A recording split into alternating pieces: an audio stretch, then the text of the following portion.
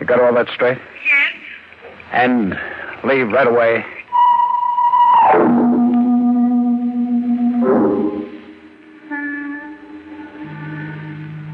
Where's the envelope, May? Here. Why'd you want it? Because I don't know what's going to happen to me now. I've got some bonds here and my will. It ain't much, but I want to take care of you. By now, the cops must have orders to shoot to kill. Oh. Here, this won't take a minute. Just a few signatures. But how are you going to get out of it, George? I'll find this guy, Franz Kirley. Can't you explain to the cops? You think they'll buy a story like mine? Oh, I don't know. Here, take these bonds and keep them in a safe place. They're as good as cash now. But how are you going to find Kirley? I don't know. But you can find a man if you want to. What's that? Well, a clipping just fell out of your envelope. Clipping? Yeah, from the newspaper. George, when did you have that breakdown? In the spring of 1940, the year before I married you. Why? You never did tell me much about that. Well, there wasn't much to tell. Why are you asking me about it now? Because this clipping is dated 1940, May 7th. So what? What's the name of this guy you picked up at the cemetery? Franz Kirley. Oh. What's the matter? Listen to this. Services were held for the late Franz Kirley, who was buried in Wolfbane Cemetery this morning. The deceased was killed in an automobile accident 2 days ago. Let me see that clipping. Here? Wolfbane. Yeah, now I know. I was always so scared of that place. What are you talking about? It's funny, the tricks your mind can play. Do you know why I clipped this out of the newspaper? No. It happened just before my breakdown. I hit a guy's car. The car broke into flames. The guy was killed. I was so scared by the whole thing, I never told the cops. That's why I had the breakdown. But what about the guy? Franz Kirley. It's the same name. Could it be the same guy? Sure. Could be the same guy who came out of his grave. The clipping gave me one tip. It had the name of Franz Kirley's brother. It wasn't easy, but by the next night I found out where the guy lived. I wasn't taking any chances now. I had a gun. When I got to the house, I heard a kind of queer music. Somebody was playing the piano. I tried the door. It was open. Who's there? Who came in? Don't get up from the piano. Oh, a gun. You here alone? Yes. Your name is Istvan Kirley? Yes. You have a brother named Franz? Franz? Yes. Where is he? Franz died 10 years ago in an auto accident. He didn't die. I want to know where he is. I don't know what you're talking about or what you are after. I am a sick man with a bad heart. You can go through this house, take anything you want. I didn't come here to rob you. I just want to know where your brother is. I told you he died. He couldn't have died. Who are you? Take a look at this evening newspaper. Police search for homicidal truck driver who killed Eleonora Imre. Your brother killed that woman. That's why I've got to find him. Franz killed Eleonora? You know who she is? She was the girl he was going to marry. What else do you know about her? She was not true to him. Franz found out. Go on. He was going to kill her on the night he was burned to death. I talked to him. I tried to stop him, but he went out. And now, 10 years later, she's murdered. What kind of a story are you handing me? It's the truth. Why should I lie to you? I wouldn't know. Have you heard anything from your brother? How could I hear from him? He's dead. You have a picture of him? There, on the piano. Yeah, that's him. Wait a minute. There's something in this picture. Your brother had a finger missing on his right hand. Yes, it happened a long time ago in Hungary. He cut his finger on his side. Now, listen, was it really your brother who was buried in Wolf Lane Cemetery? Yes. He was burned to death. Who identified the body? I did. You sure you didn't make a mistake? I'm quite certain. Look, leave me alone. I'm sick. Okay. You can go back to your piano. The stores hadn't closed yet, so I bought a pick and a shovel, threw them in a car I rented, and drove out to the cemetery. It took a little time to find the grave. There was a half moon and a cloudy sky, and I began to dig. It was hard work and tough going, but soon I hit wood. I grabbed the pick and crashed it through the rotten wood. If I could show that this wasn't Franz Kiraly, if there was no finger missing, I could go to the police and prove that this guy who was supposed to have been dead for 10 years was still alive. I struck a match and looked. One of the fingers was missing. The third one of the right hand. The same one that was missing in the picture. And then I heard it. The limping footsteps of the man who had been dead for 10 years. For a moment, my heart seemed to fill my chest, beating there like a big bass drum. And suddenly I knew what to do. I yanked the gun out of my pocket, swung around. I saw him there, outlined in the yellow moonlight. I fired.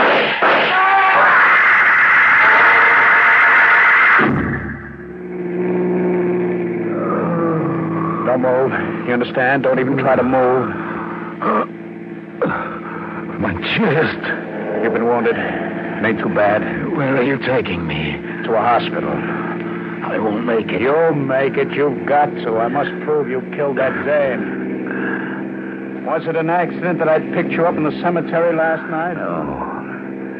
No, it wasn't an accident. I knew you drove a truck past the cemetery 3 times a week. Why'd you frame me? Because you had a breakdown. You were the right person to frame. Because I wanted to get even. Get even for what? That accident 10 years ago. Then you weren't killed? No. What about the body in the grave? His name was Lane. Richard Lane. He was in the car with me 10 years ago. He'd gone too far with Eleonora. I was taking him out to the cemetery for a showdown when your truck sideswiped us. Was he killed? No. He was pinned behind the wheel, unconscious. I was thrown clear of the car. I saw my opportunity. I left certain things that could identify me. What about the finger? I took care of that while he was out cold. Then you set fire to the car? Yes. Why? I was in trouble with the police. They wouldn't look for a man who was dead. I knew it would all make sense. And you came back 10 years later to kill this dame who cheated on you. But why'd you drag me in? Why'd you pick on me? You noticed my leg? Yeah? You did that to me in the accident 10 years ago. You were getting even? I always settle up my debts. So it all adds up. You came to the cemetery to kill me because I knew that you were alive.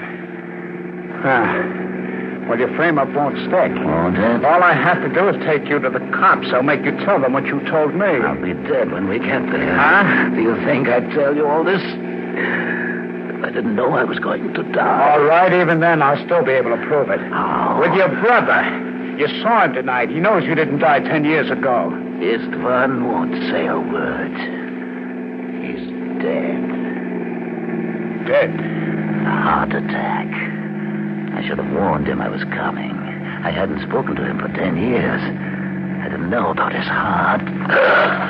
You can't die. You've got to live. Eleonora. You've got to prove to them that I'm not insane, that I know what I'm talking about.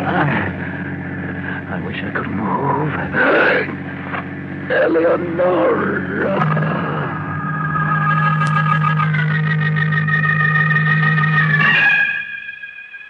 I realized the spot I was in. They had me tabbed as a homicidal maniac. It would look great if they found him in the car.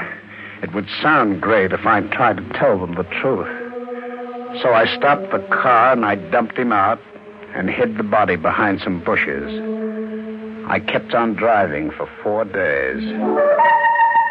I hired a room in this house where I'm writing this. So you'll know what happened, May. For a week, I've done nothing but sleep. But last night I was awakened by the sound of footsteps in the room above mine. I recognized them. They were his.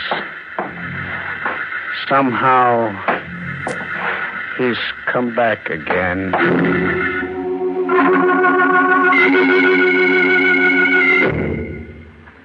Well, Lieutenant, did you read the letter I received from my husband? Yes, Mrs. Giddon, and I don't know what to make of it exactly. Why? What do you mean? Well, this morning we received word that your husband is dead. He died just as he predicted, in an automobile accident. And as for Franz Caroly, as far as we know, he died 10 years ago. And we can find no evidence that he's alive.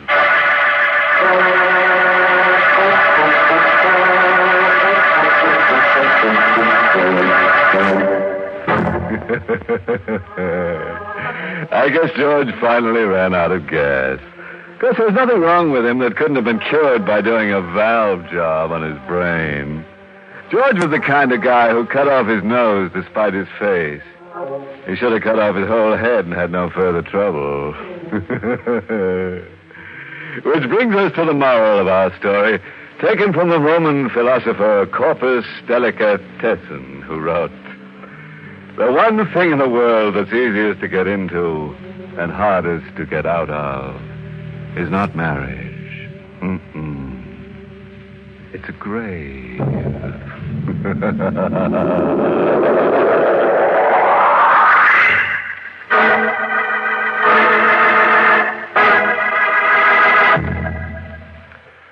Say, did you ever want to take your thumb and punch in the bottom of a chocolate-covered candy just to see what's inside? Of course you have. Some you like, some you don't. So it's just natural to want to know what's inside. So let me tell you what's inside the Mars Coconut Bar. Smooth, pure, dark chocolate. Delicious dark chocolate spread on thick. And inside of that, the finest Philippine coconut. The very best. And when you bite into that delicious coconut, freshly shredded, juicy, rich, you'll say, now that's coconut the way I like it. Yes, take pure dark chocolate. Take the finest coconut. And take Mars candy-making magic. And that's the Mars Coconut Bar. The candy bar for you to take to really satisfy your deep-down crave for coconut. And now, once again, our host. Tonight's story was written by Milton Lewis and starred Ralph Bell in the role of George. Peter Capell played Franz. Music was by Lou White. This month's Inner Sanctum mystery novel is Until You Are Dead by Henry Kane. The entire production of Inner Sanctum is under the direction of Hyman Brown. Well, friends, it's time again to close that creaking door until next week at this same time, when we'll be back contracting for an eerie earful called The Death Proposal. It's all about a young wife who wants to age her husband in the woods. Pine wood, that is.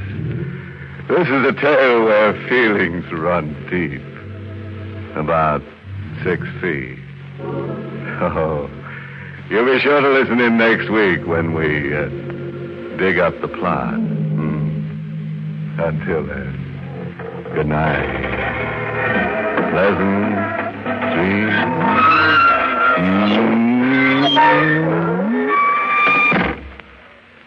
This is Alan C. Anthony reminding you that it's the Mars Coconut Bar that really answers America's crave for coconut.